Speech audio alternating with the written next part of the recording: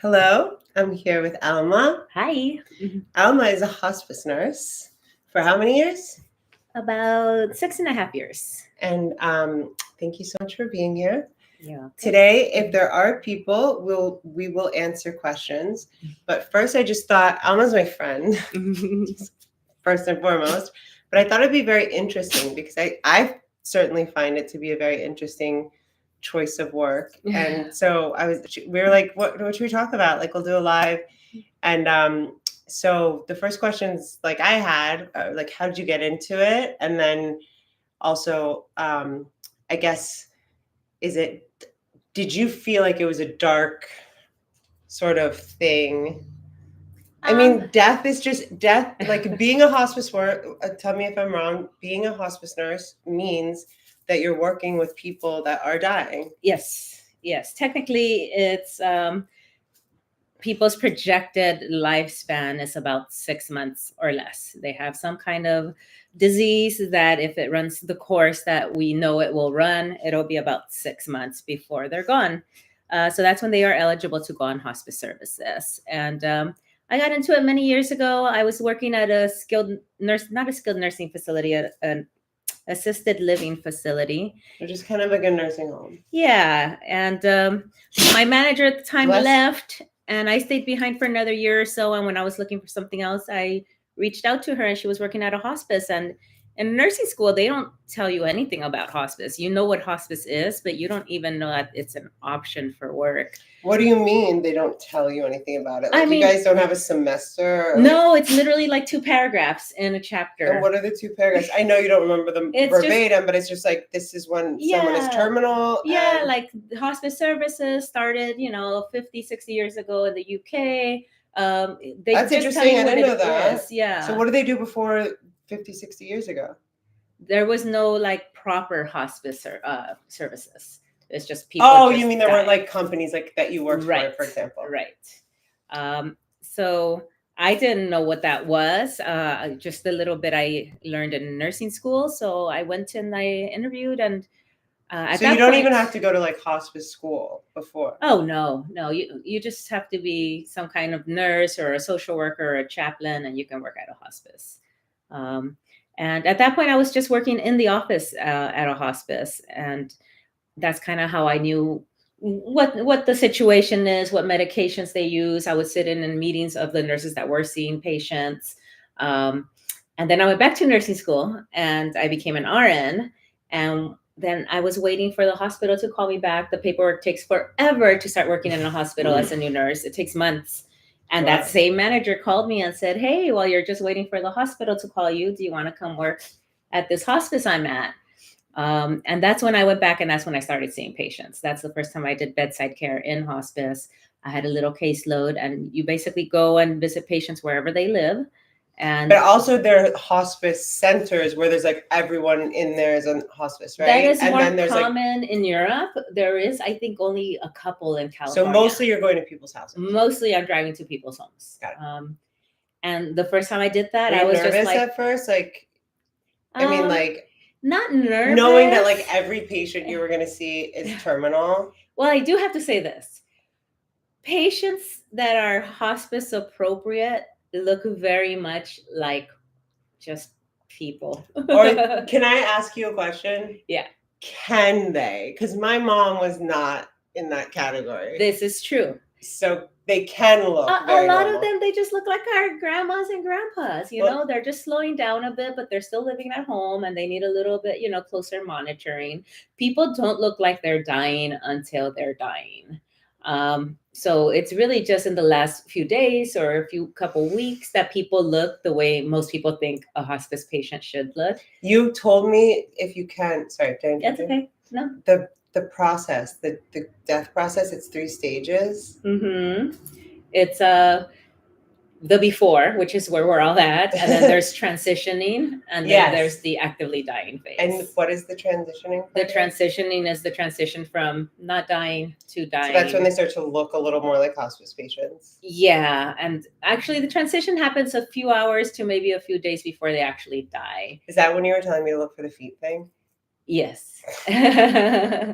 So the feet thing, it's when someone's transitioning, it's when usually they stop eating around that point, stop drinking, are sleeping a lot more, and they're eating less because they're sleeping more, and they're sleeping more because they're eating or less. they're eating less in our case because they were literally directed to only have liquid. Right. Remember, she was swallowing in the beginning. Yeah. When she had swallowing when she had water, when she had pills, but then we moved to crushing it, and then it was just, and then it was all just. Right. Right. So when they get to that point, like let's say in a decline where you don't have any swallowing restrictions, the body will naturally just not want food and water after a certain time. And when that happens, things start kind of shutting down. Oh, you told me it was like a house. Yeah, all the lights. That's how I always say it. It's kind of like, going around the house, turning off one light and then another light because you're getting ready to leave the house, but you don't turn off everything all at once. You're just kind of turning off this, closing this door. And that's what's happening over, a few hours or days. And by the time you reach a certain stage, then you're in the actively dying stage. And that's usually when you see the blood pressure is very, very low. Usually the pulse will be very, very high, like 130s, 140s. For a little while, but then the heart, of course, gets tired. So then the pulse starts coming down as well. And once those two come down is when you see the feet thing, because now you're having cardiovascular collapse. You don't have good blood pressure and you don't have good heartbeat. So now your further extremities, like your feet, are not getting perfused. So they're not getting the blood flow it needs. And they get really cold and maybe a little like ashy gray. And you start seeing like this splotchy color that's like white and purple. And that's called mottling, mottling. Modeling. I love that you just spelled that. I always spell it because people will think like modeling. mottling.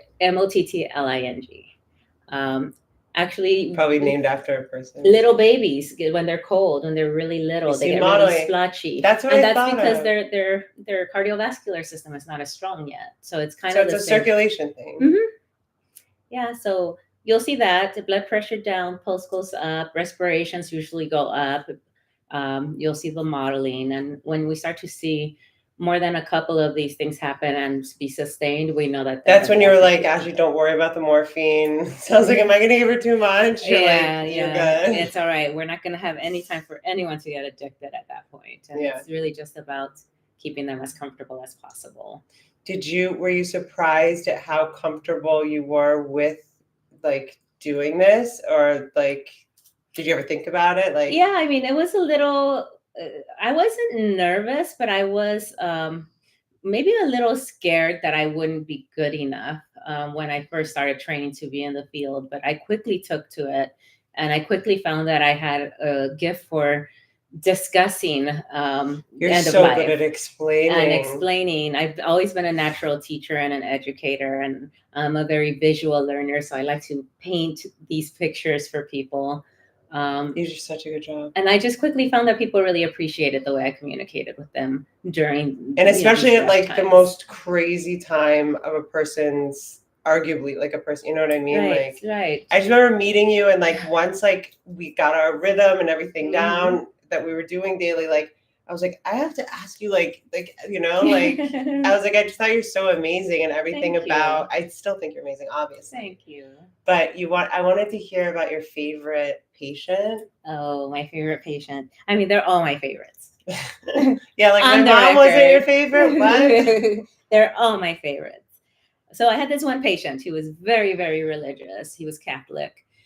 And it was the first day I went to visit him, and he had on like this like services on the TV. I don't even know what channel you'd get that on, but services, like mass services. Oh, right. And like religious services. Yeah, and that was the first time I met him, and every single time I visited, he had those mass services on the TV. I don't even know how they're like the preachers. I know what you're talking about. I think it's only like on regular TV. It's like live streaming church, basically. I don't even know if you can live stream it. I think it's just on channel like 4 or whatever. Okay, well, I was very surprised. Sure. But I just walk in and I do my thing, and I was wearing scrubs, not unlike the ones I'm wearing now. And he saw that I have a tattoo.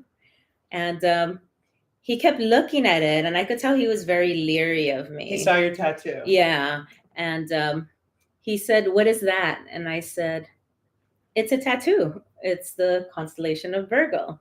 And he said, "Oh," he said, no man is ever going to want you with those things on your body." And I said, "Nice to meet you too, sir." I said, "Well, that's not really a concern of mine, but thank you for for your input." And I could just tell he was very judgmental. Little by little, he saw that I also have a tattoo here, and little did he know there's more underneath. But he kept the distance, and as days went by and I visited him more, he had a very, very traumatic disease that actually escalated really quickly. Um, so I started visiting a lot more. And as I visited a lot more, I think he realized that I know my stuff. Like, I am a good nurse, that the tattoos don't make me a bad person or a bad nurse. And I think he softened a lot towards me. And then he had a very traumatic morning one morning, and there was a lot of blood. And I got called at 7 a.m, even though I don't work that early, from his niece. And she was like, "I don't know what to do. Can you come right away? I think something's really, really wrong."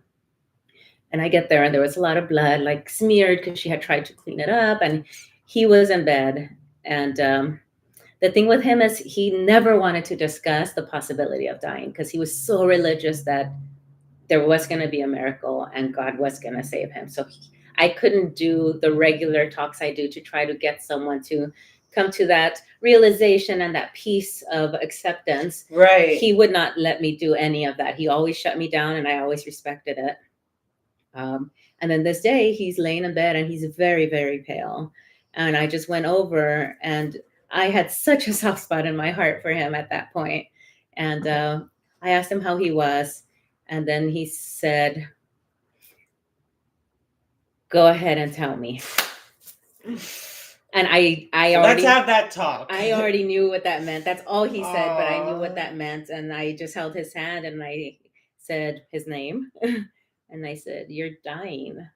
And then he started sobbing, like crying like a little boy. And I've never openly sobbed with a patient. Sometimes a little tear escapes, but I started sobbing. How many times had that been that you had told a person in their face that you're dying at that point? Was he like the 10th or like the 70th? Probably closer to the 100th. I mean, I had already been a nurse for a while, and it's what I do. And most people have. So he's like the closer to the 100th person that you've been sitting next to him and been the one being to tell them. Yeah. I mean, oftentimes that's pretty incredible by itself. It's not just, I mean, it's not to them be that soul. Often. You know what I'm saying? It's often the families that I have to tell, because a lot of people are. Even that, I feel like the soul, it's like angelic. It's really cool. Right. Anyway, sorry to interrupt you. It's okay. So I told him, "You're dying." And he started crying, and I started crying, and we just cried for a minute. And he said, "Please pray for me. I don't know where I'm going. Please pray." And I said, "I will pray, even though I don't, but I know what that meant." I was going to send him all the good juju. And he was looking at my tattoo, and he said, "That thing, I love that thing so much." He said, "I don't know where I'm going, but I know I'm always going to remember that tattoo. I love it so much." And I was like, man, that's pretty cool. We really did have a really wide, like a full circle. Yeah, you came full circle. So here I am, changing people's minds right before they go. Like, but right when it won't matter anymore. Right when it won't matter. Good job, but Alma. I did it. But glad you're out there helping us, make things different. Yeah.